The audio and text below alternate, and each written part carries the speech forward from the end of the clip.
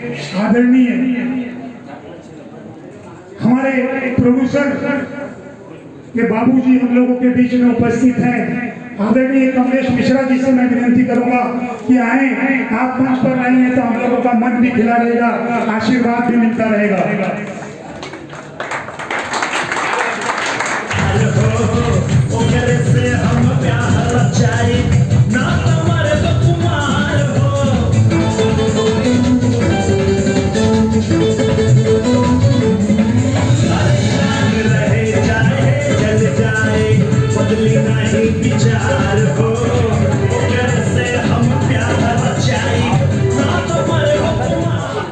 दोस्तों, हमारे भारतवर्ष में अतिथि देवो भव, अतिथियों का सम्मान करना हमारी संस्कृति रही है, गंगा जमुनी संस्कृति रही है।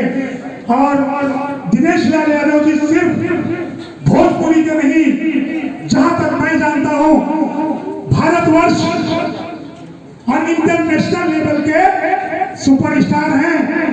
और भारतवर्ष में अतिथियों का सम्मान करना अपने आप में